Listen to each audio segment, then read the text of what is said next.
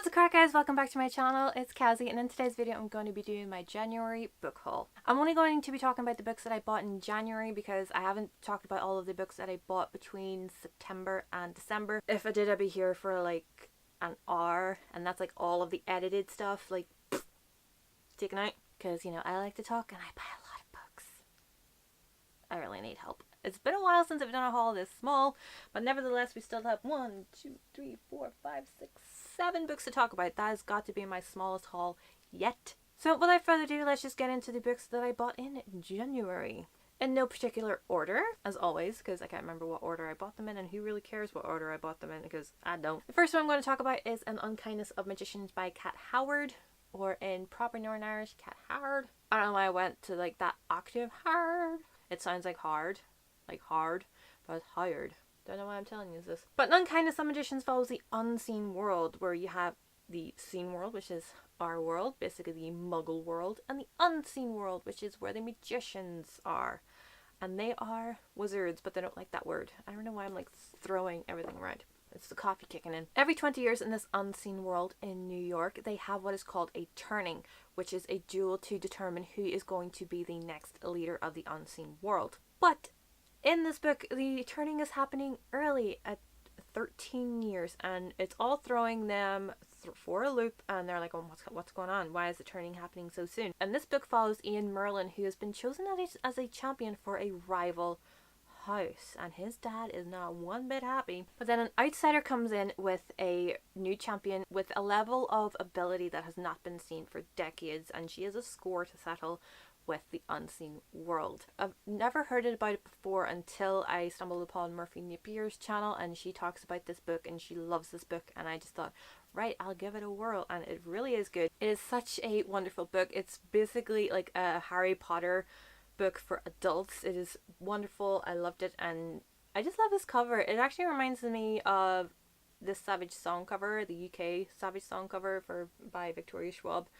Very good. I highly recommend it. Next I have Dry by Neil and Jared Shusterman. Neil Shusterman is the author of Scythe and Thunderhead, which I love beyond words. So this is his team up with his son about this book where there is no water. There was a shortage of water where they're like saying, don't water your lawn, don't do this, don't do that, but then there's no water left. So this follows Alyssa, whose quiet suburban land has become like a war zone because people are desperate for water and they need water. It goes into what people will do in order to survive. But when Alyssa's parents go missing, she then enlists her younger brother and meet up with an unlikely group of people in search of water and to find out what happened to her parents. Each of them will need to make impossible choices to survive.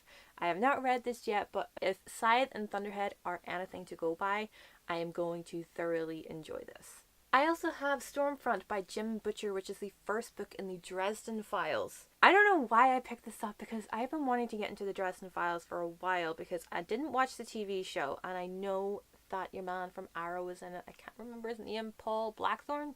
When I watched Read by Zoe's dad's favourite books, the Dresden Files were on it, so I was like, right, okay, I might put that on my TBR. But then I was in Waterstones and I spotted it, and it's only that thick, so that doesn't seem very long. It follows Harry Dresden, Chicago's first and only wizard PI. Turns out the everyday world is full of strange and magical things, and most of them don't play well with humans, so that's where Harry comes in. Harry is the best at what he does, and not just because he's the only one who does it, so whenever the Chicago PD has a case that transcends mortal capabilities, they look to him for answers, but business isn't just slow, it stinks. So when the police bring him in to consult on a grisly double murder committed with black magic, Harry's seeing dollar bills. But where there's black magic, there's a black mage behind it. And now that mage knows Harry's name, and that's when things start to get interesting.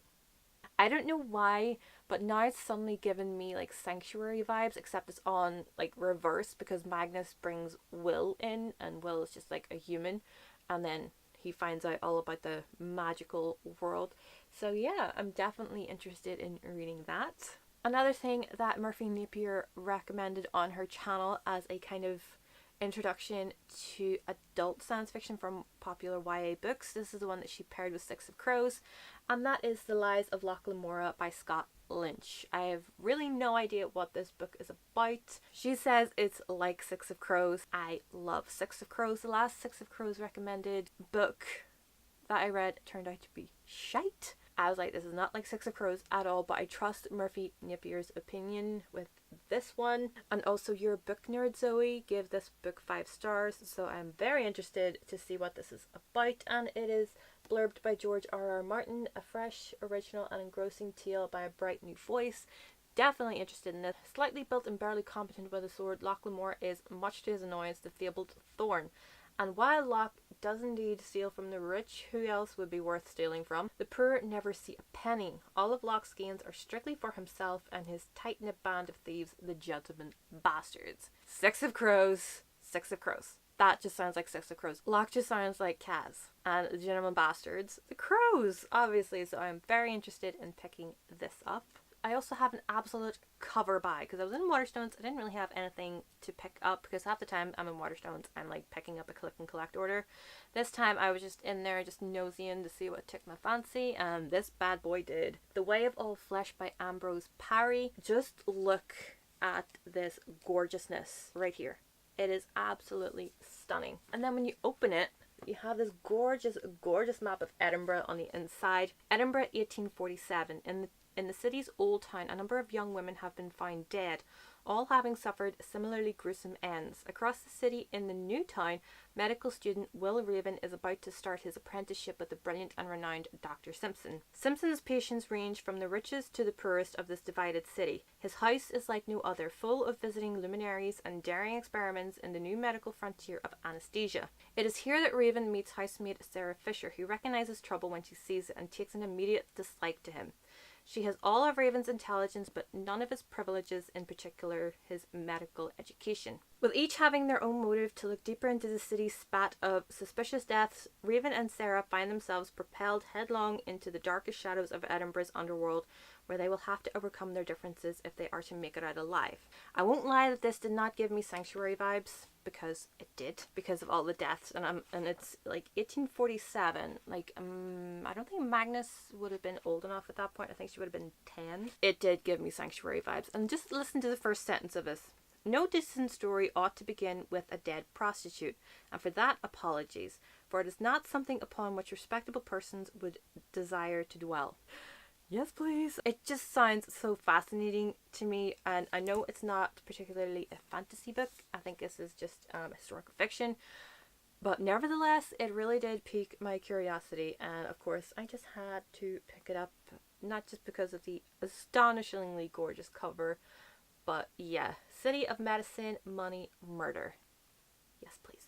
I also picked up Skyward by Brandon Sanderson. This is the UK cover, and doesn't it look incredible compared to the US one? The US one makes it look very much like a YA book, which it is, but this one just makes it look like so fantastical and science fiction-y. That's not a word, but it just makes it look so enticing. This follows the character of Spencer, who wants to be a pilot, and it's the highest achievement that you can get in her society. But her father is so disgraced that she can't fulfill her dreams. But the world has been under attack by an alien species called a Krell. They won't let her forget what her father did, but she's determined to rise above all of that. I don't know why, but this gave me such Captain Marvel feels and vibes when I was just reading the synopsis of it. I have not read this book yet. I really want to. As I said, Captain Marvel vibes, especially just from the trailer.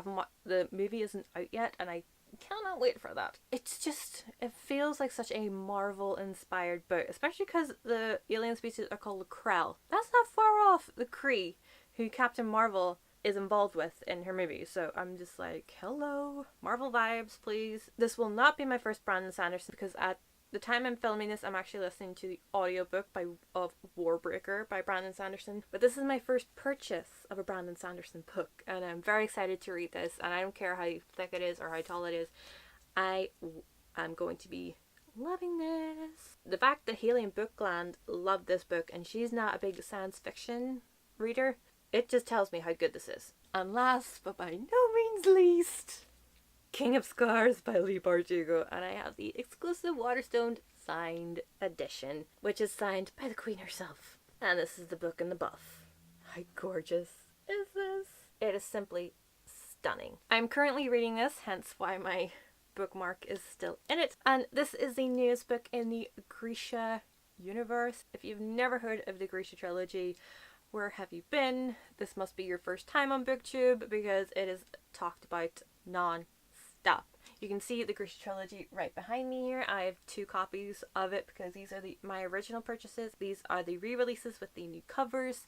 There's Six of Crows and Crooked Kingdom, which I love, love, love. I love everything about this, and this is the newest duology in that series. This follows King Nikolai, and it takes place 5 years, I think, after the events of Ruin and Rising, which is the 3rd book in the Grisha trilogy. I am not going to give any spoilers about this because I don't really know what the plot is.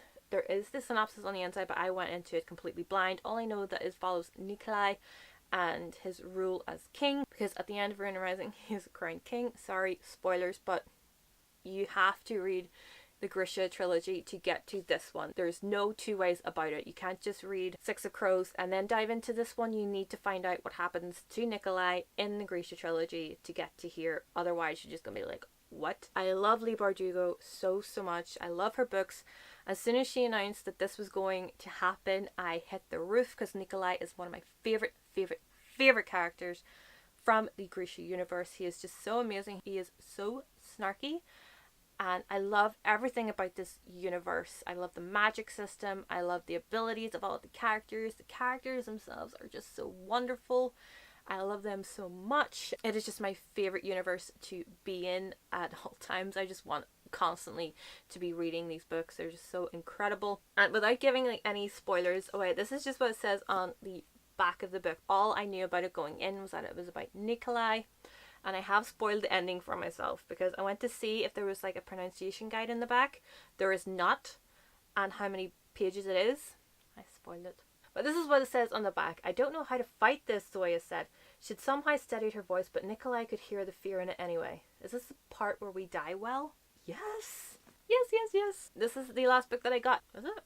No, it's not. Wait, hang on. And that is not the last book that I got, because I also got God's Grief by J. Kristoff, which is the next book in the Nevernight trilogy. This is the hardback edition, even though I only have the paperback of Nevernight, but I'm very much excited to get to Nevernight this year. That is on my list, and then to get to God's Grief, and I have pre-ordered Dark Dawn because I'm a glutton like that. But yes, I'm so glad to have this, and when I'm in Barnes & Noble in New York, I'm hoping that there will be exclusive Barnes & Noble editions left. I need 2 copies because I have 2 copies of the Grisha trilogy, I have 2 copies of Six of Crows, and I'm hoping they come up with collector's edition of Crooked Kingdom, because like, why just have Six of Crows without Crooked Kingdom? That just would not make sense. So there you have it, guys. Those are all of the books that I bought in January. I know I said 7, but it turned out to be 8 because I forgot that there was another one and it was just buried under clothes. I'm running out of room. I need to stop, but I won't because we have plans.